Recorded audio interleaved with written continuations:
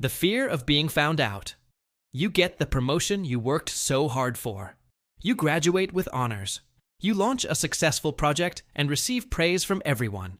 You are, by all objective measures, a success. But inside your head, a quiet, persistent voice whispers, "You got lucky. You fooled them all. It's only a matter of time before they find out you don't actually belong here."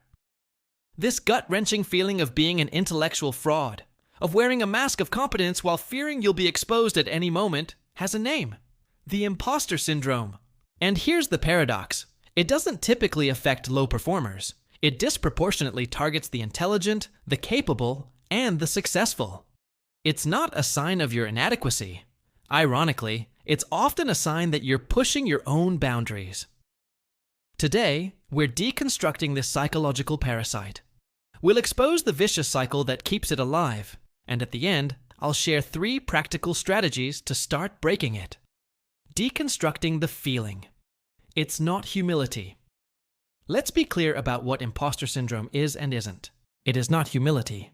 Humility is having a modest but realistic view of your own importance. It is not simple self-doubt, which is a normal part of learning something new. Imposter syndrome is a deep, persistent inability to internalize your own accomplishments. You have a mountain of evidence, good grades, positive reviews, successful projects, but your brain dismisses all of it. You feel like you've been running a long con and are constantly terrified of being found out. It was first identified by psychologists Pauline Clance and Suzanne Imes in the 1970s when they observed this pattern in high-achieving women. But we now know it affects millions of people from all genders and professions, from CEOs and award-winning artists to brilliant scientists. Albert Einstein himself reportedly said, "The exaggerated esteem in which my life work is held makes me very ill at ease. I feel like an involuntary swindler." If even Einstein felt it, you are in good company. The feeling isn't a reflection of your actual competence. It's a reflection of a disconnect between your performance and your perception of it. This disconnect isn't random. It's powered by a predictable, self-perpetuating cycle. Understanding this cycle is the first step to breaking it. It all starts when you're faced with a new task or challenge. The vicious cycle of the imposter. The imposter syndrome operates in a 4-stage loop that reinforces the feeling of being a fraud, regardless of the outcome. Stage 1. The achievement-related task. It all begins when you're assigned a new project, a test, or a challenge. For a normal person, this might create some stress.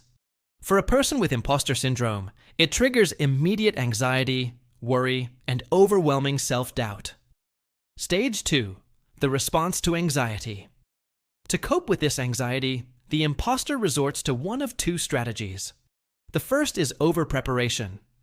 They will work 2 or 3 times harder than necessary, grinding away, checking every detail, leaving absolutely nothing to chance. The second, seemingly opposite strategy, is procrastination. The anxiety is so overwhelming that they avoid the task until the last possible minute, forcing them to work in a frantic, superhuman burst of effort to get it done. Stage 3. The successful outcome. Here's the key. Because both over-preparation and frantic last-minute work are often effective, the person succeeds. They complete the project. They pass the test. They get the positive feedback. Stage 4. The fraudulent feeling. This is the crucial twist. A normal person would internalize this success and feel a boost in confidence. But the imposter discounts it. If they succeeded through over-preparation, their thought is, "I only succeeded because I worked myself to the bone." It doesn't prove I'm smart or talented. It just proves I can grind. A truly competent person wouldn't have needed to work that hard. If they succeeded through procrastination, their thought is, "I just got lucky. I pulled it off at the last second. It was a fluke." Either way, the success is not internalized. They don't feel a sense of competence, only temporary relief. The feeling of being a fraud is reinforced, and they are left even more anxious about the next task, because they believe they have to get lucky again, or overwork themselves to the point of burnout. The cycle then begins anew. The 5 archetypes of imposters. This cycle can manifest in different ways. Dr. Valerie Young, an expert on the topic, identified 5 common archetypes. See if you recognize yourself in any of these. First, the perfectionist. Their main focus is on how something is done. They set impossibly high standards for themselves, and even a tiny mistake in their work is seen as a total failure, proof that they are a fraud. Second, the expert. They believe they need to know every single piece of information about a subject before they can start. They are constantly seeking more training, more certifications, and are terrified of being asked a question they can't answer. Third, the soloist. They have an extreme need to accomplish things on their own. If they have to ask for help, they see it as a sign of their failure and inadequacy. They believe, if I was truly competent, I could do this by myself. Fourth, the natural genius. They believe competence should be easy and natural. If they have to struggle or work hard at something, they feel shame and assume it means they're an imposter. They are the opposite of the over-preparer. And fifth, the superhero. They feel like they are faking it among their peers, so they push themselves to work harder than everyone else to prove their worth. They feel obligated to succeed in all roles of their life, as a worker, a parent, a partner, and feel immense stress when they don't. Recognizing yourself in this cycle or these archetypes is the first critical step. But the most important part is learning how to actively fight back. As promised, here are 3 practical, science-backed strategies to break the cycle. The antidote. 3 strategies to break the cycle.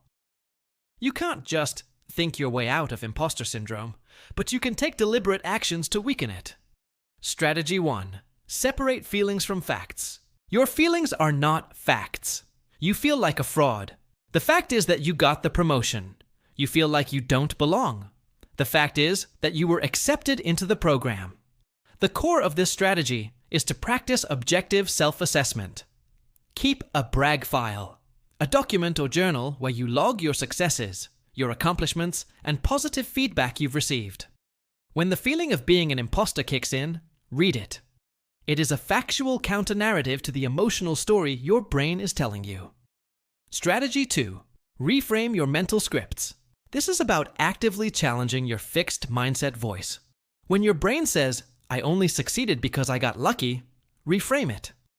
Luck may have played a small part, but my hard work and preparation were the primary drivers of this success. When it says, I have to be perfect, reframe it. My goal is progress, not perfection. This is an opportunity to learn. This connects directly to the growth mindset we've talked about. You are actively rewriting the code. Strategy 3. Talk about it. Imposter syndrome thrives in isolation. It creates a profound sense of shame that makes you believe you're the only one who feels this way. The moment you share this feeling with a trusted mentor, colleague, or friend, its power begins to evaporate. You will almost certainly be met with a response like, "Me too." Realizing that this is a shared human experience, especially among successful people, normalizes it.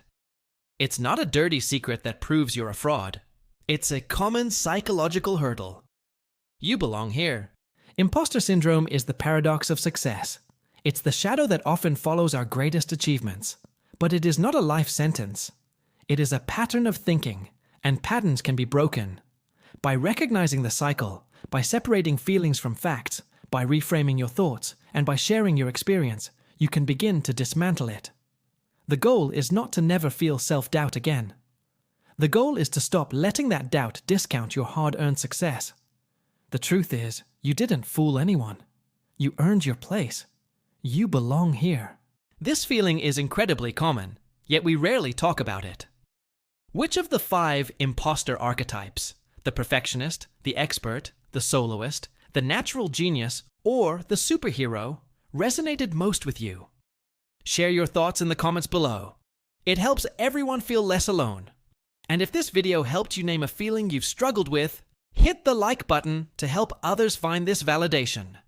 Thank you for your incredible work today.